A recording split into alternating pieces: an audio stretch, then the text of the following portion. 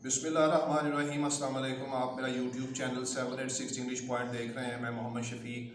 आप मुझे Facebook, Twitter, Instagram और इवन व्हाट्सएप पे भी फॉलो कर सकते हैं। एमए इंग्लिश पार्ट 1 का पेपर नंबर 5 अमेरिकन लिटरेचर है और उसमें हमारे पास जो पोइट्री का सेक्शन है उसके अंदर रिचर्ड विल्बर की 3 पोइम्स जो हैं वो मैंने जो सिलेबस में इंक्लूडेड हैं वो अपलोड कर दी हैं लाइन बाय लाइन। और तर्जमा उसका बड़ी आसान ज़ुबान में भी कर दिया है। और अब हमारे पास सेकंड पोइट है जॉन एशप्रे।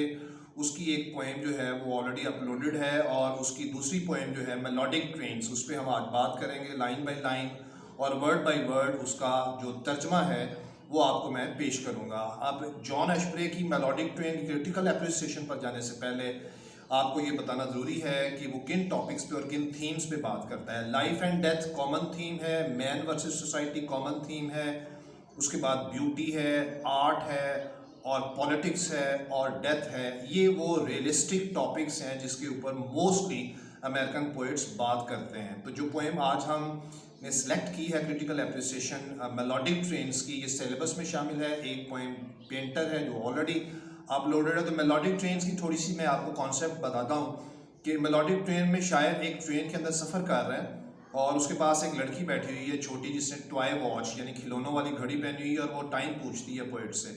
और वो ट्रेन आहिस्ता आहिस्ता मुख्तलिफ रास्तों से गुजरते हुए अपनी मंजिल पर पहुंचती है। और वहाँ पर जो मंजिल पर पहुंचने के बाद जो लोगों का इंतज़ार है टैक्सी के लिए या घर जाने के लिए या ट्रेन मज़ीद नेक्स्ट आने वाली के लिए, ये जो तमाम यानी नर्वसनेस है, कन्फ्यूजन है, इरिटेशन है लोगों की, इसके बारे में वो इसमें बात करता है। उसके तमाम थीम्स की झलक हमें इसमें नज़र आती है। तो आए अब चलते हैं, हम इसकी तफसील लाइन बाय लाइन देखते हैं। सो हियर वी गो।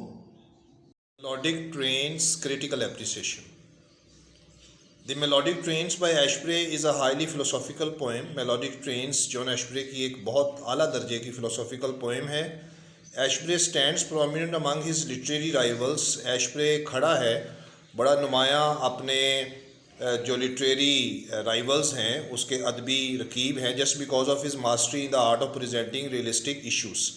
सिर्फ इस हुनर की वजह से और इस फ़न की वजह से कि वो पेश करता है हकीकत पसंदाना मसाइल और issues. The realism is the hallmark of Ashbery's poetry. हकीकत पसंदी जो है वो नुमाया हॉलमार्क निशानी है एशप्रे की शायरी की। The crux of the poem is a symbolic journey. Crux यानी जड़ इस नज़म की अलामती सफ़र है इस ट्रेन का, which means a journey of life from childhood to death, जिसका मतलब है कि सफ़र ज़िंदगी का बचपन से लेके मौत तक। The poem presents a fine description of man, his life, his journey. ये नज़म पेश करती है बड़ा उम्दा बयान इंसान का, उसकी ज़िंदगी का, उसके सफ़र का, थ्रू थिक एंड थिन यानी ऊंच नीच के हालात से, एंड हिज फाइनल डेस्टिनेशन और उसकी आखिरी मंजिल। The poem starts in a very equal way. मकामी ज़ुबान के अंदाज में ये नज़म शुरू होती है। That a little girl asks the poet what time it is. एक छोटी सी बच्ची शायर से पूछती है कि इस वक्त क्या टाइम है। बाय हर वॉच, उसकी घड़ी पर। द पोएट म्यूजिस, शायर सोचता है that the watch she is wearing is a toy watch, जो उसने घड़ी पहनी हुई है वो बच्चों के खिलौनों वाली घड़ी है। The poet says a little girl with scarlet enamelled fingers nails ask me what time it is. Enamelled red colour को कहते हैं, स्कारलेट भी रेड कलर है। Evidently that's a toy she is wearing for fun, और ये घड़ी जो है वाज़े तौर पर उसने फ़न के लिए पहनी हुई है। Ashbery wants to convey that young girls do not have the idea of the objective world. Ashbery ये वाजे करना चाहता है कि नौजवान लोगों को बिल्कुल आइडिया नहीं है बैरूनी दुनिया का, अराउंड दैम, उनके इर्द गिर्द जो मौजूद है। Life is a fun for them, ज़िंदगी उनके लिए एक फ़न है। The poet moves to serious discussion, शायर एक संजीदा गुफ्तगू की तरफ पलटता है। या the train is moving from station to station से जाती है, where man have to wait, जहाँ आदमी का इंतजार करना पड़ता है, एंड गेट फ्रस्ट्रेटेड, और वो घबरा जाता है। The image of pencil guided by ruler, एक पैमाने के ज़रिए खींची गई एक पेंसिल की लाइन, इज़ ब्यूटीफुली मैनिपुलेटेड, उसको खूबसूरती से इस्तेमाल किया गया है शायर की तरफ से, to show journey of life, ज़िंदगी का सफ़र दिखाने के लिए। In fact the pencil resembles the shape of a train very aptly, एक पेंसिल जो है वो तशबीह मुशाबत रखती है शक्ल के साथ ट्रेन के बड़ी मुनासिब अंदाज में। एंड फ्राम अ डिस्टेंस, और दूर से, this train seems to be a pencil, pencil की तरह दिखाई देती है दूर से। Surrounded by vast range of mountains, जो घिरा हुआ है, जो घिरी हुई है एक वसी अहाते पहाड़ों के साथ। एज अ पोएट सेज, जैसे कि शायर कहता है, sitting inside it me and just as our ways flat across the dales and gulches, train में बैठे हुए मैं और दूसरे लोग, हमारा रास्ता सीधा है डेल्स एंड ग्लचेस, वादियों और घाटियों के अंदर से। एज दो आवर ट्रेन वाला पेंसिल, ऐसे लग रहा था जैसे हमारी ट्रेन एक पेंसिल की तरह चल रही है।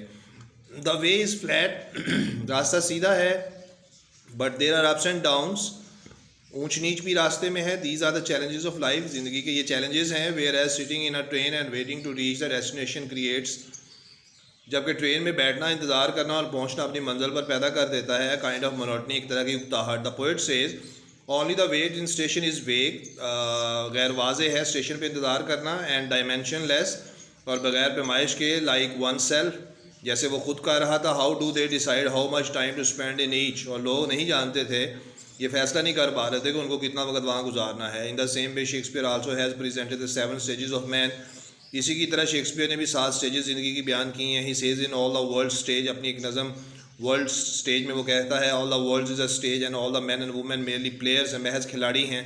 दे have their exits and their entrances, उनके अपने बाहर जाने के भी रास्ते हैं और अंदर आने के भी रास्ते हैं। हीज़ एक्ट्स बीइंग 7 एजेस, इंसान की ज़िंदगी के 7 मरहले हैं। It is the midway, ये दरमियाना रास्ता है। The people have to suffer from timeless wait, लोगों को बेवक़्त इंतज़ार करना पड़ता है, without any rules and regulations, बगैर किसी कवानीन और क़वायद ज़वाबत के ख़िलाफ़, एट द प्लेटफॉर्म के ऊपर। द पोइट सेज, शायद ये कहता है, one begins to suspect there is no rule और that it's applied हैज़र्डली।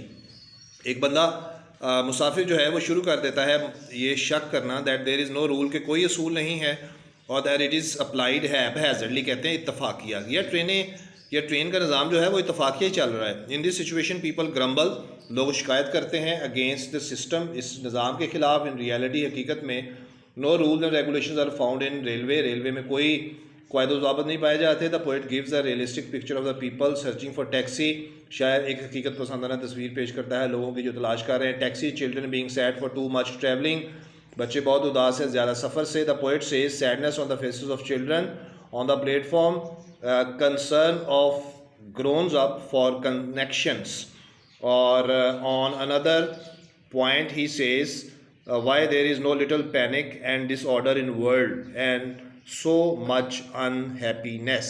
Has very beautifully depicted man's concern to man, बड़ी खूबसूरती के अंदाज से अक्कासी की है इंसान का इंसान से ताल्लुक़, based on lack of sincerity, जो कि कायम है, कमी है उसके अंदर मुखलसपन की इंसान के साथ, एंड सेल्फिश मोटिव्स, और ख़ुद गर्जाना मकासद। द डिफ्रेंशिएशंस क्रिएट अनहैप्पीनेस, ये तकसीम पैदा करती है नाखुशी को दुनिया में।